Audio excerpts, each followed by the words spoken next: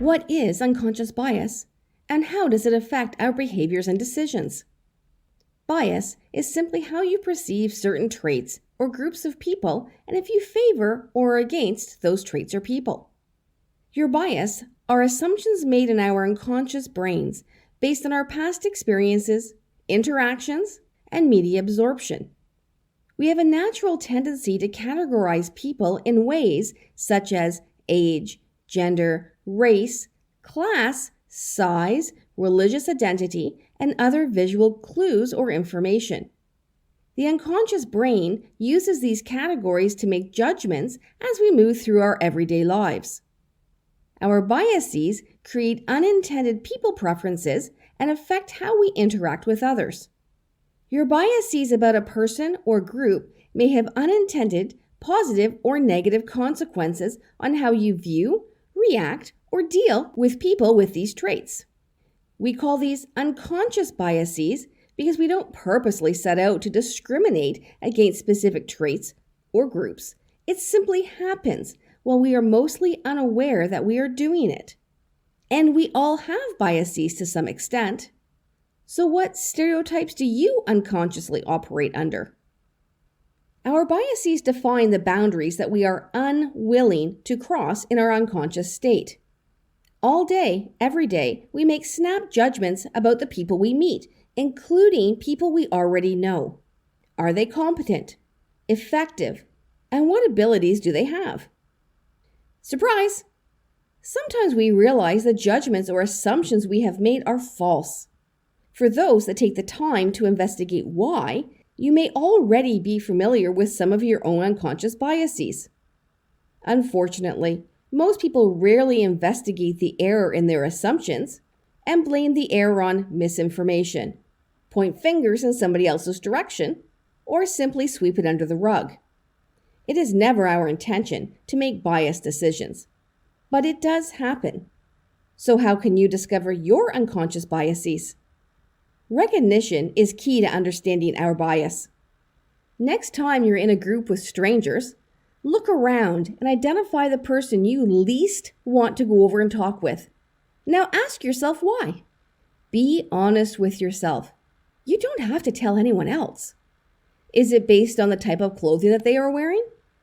Is it due to their ethnicity, the color of their skin, or their size?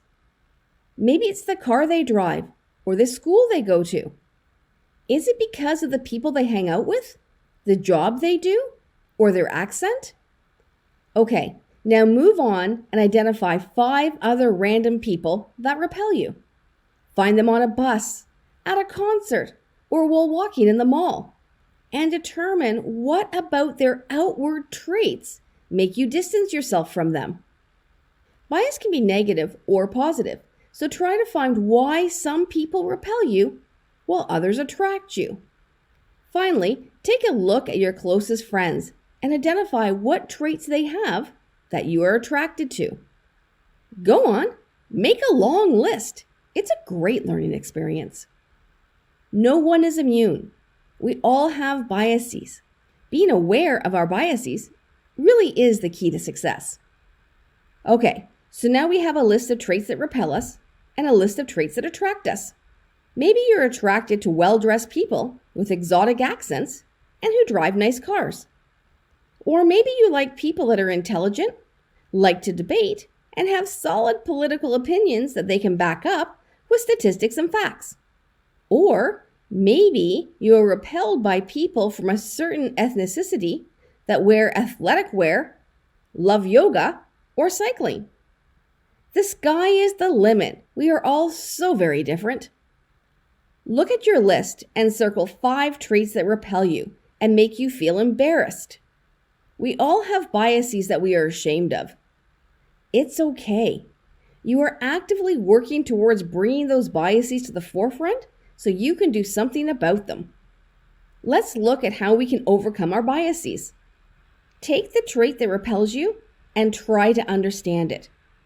Let's look at a couple of examples. If a heavy accent repels you, have you ever tried to learn another language and struggle to say the words correctly? If not, Try to learn another language and make yourself understood. It's not easy. Once you understand how truly difficult it is and realize the person speaks your language far better than you speak their first language, you can begin to respect their effort, and slowly that bias will fade. But what if a different style of dress repels you? Many countries have different traditional dressing customs than what we find in our country. Consider how you would feel to wear those clothes. Would you feel awkward? Would you prefer to wear your own style of clothing? Now imagine how it would feel if you had to wear those clothes while living in another country. Would you do it? Or would you wear the clothes that you feel most comfortable in? Let's face it, most of us would wear our own style of clothing. That's how we feel ourselves. We would wear those clothes, even if it was different than everybody else around us. It's okay to be different. Go through your list of things that repel you and do the same exercise for each on the list. Understanding how others might feel can help us understand their choices and lessen our own biases. By becoming familiar with your biases and making an effort to understand people that exhibit those traits, you can slowly and in a meaningful way make a difference in your own thought patterns and how they impact other people's lives. A little effort can make a huge difference in your personal biases and how those biases impact others. It really does take a collective to build a strong and integrated society.